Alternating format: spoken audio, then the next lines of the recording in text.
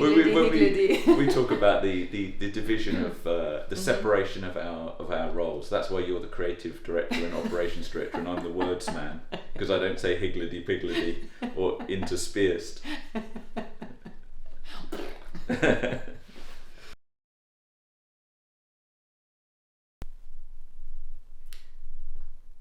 We feel a bit rough actually today.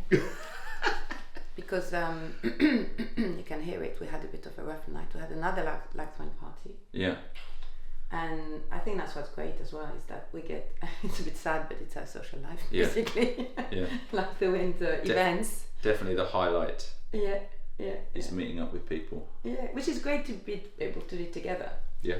In a way. Yeah. I think that's what's nice, to work together and live together, is that, it's equally sad. We do have friends outside of running, but a lot of our friends come to our running events because they're runners. Yeah, absolutely.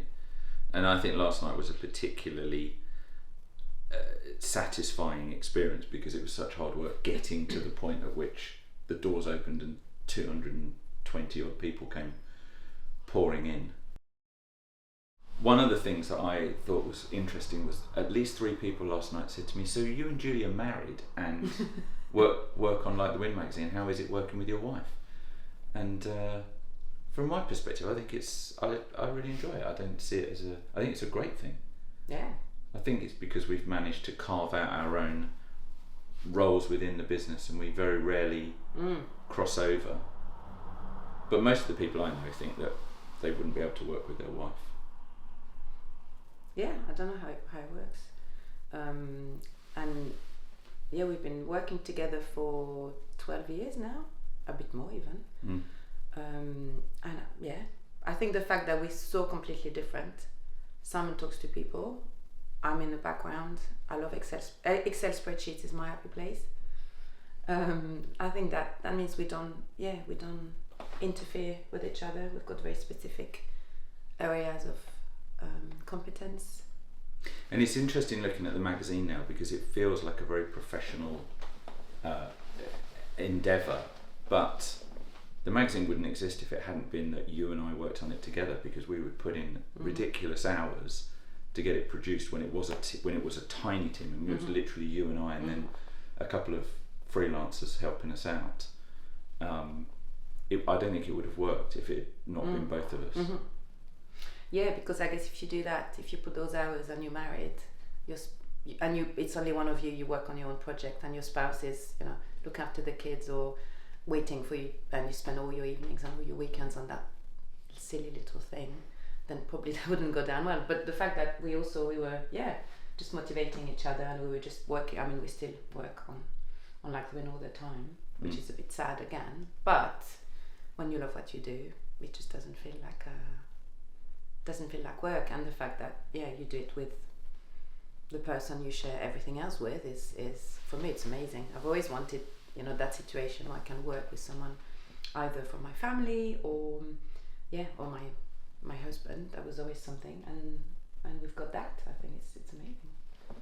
But now we're entering a new phase. More people in the business, growing the magazine, which means you can't call me babe anymore. It needs to stop being the Simon and Julie show. Yeah. But that's great. It's an evolution beyond, from I guess a passion project that we started because we wanted to create the magazine that we wanted to read, to now something where, like last night, there was six of the Like the Wind team on deck, which is fantastic to see. Yeah, and I think we went to see Kiyo in Japan. Kiyo works, publishes the Japanese edition, and it's amazing because we make friends within the community. Kiyo is a good friend now. He's in Japan, but we try to see him as much as possible. So he's dealing with us working together in our little town in Switzerland, and yet having this international connection with all of our colleagues. And we've got someone in Alex, a creative director, is in Australia. Kiyo in Japan. We've got colleagues in the US, colleagues in the UK. So trying to link all of those people together and bring them in, and it's a good challenge. It's super exciting as well. It's a really good analogy actually for what the magazine tries to do, which is creating connections between people through the lens of running.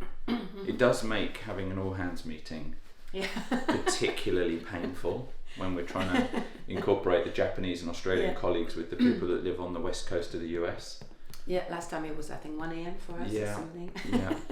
But you know, we're endurance athletes. We'll just power through. Yeah.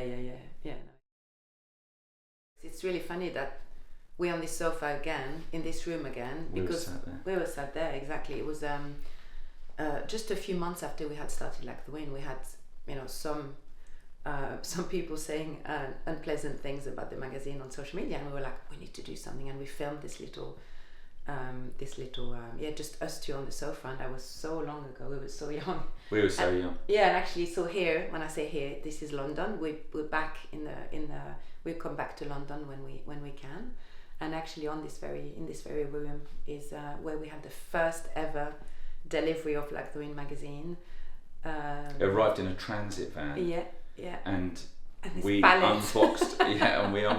We carried all the boxes up the stairs into the flat. Yeah. And we were so excited, and we went to bed, and we got up the next morning, and the smell of 1,000 copies of the magazine was absolutely overwhelming. It was the whole flat just stank. We had of such a ink. headache of glue. It was glue. I think it was the glue. Yeah.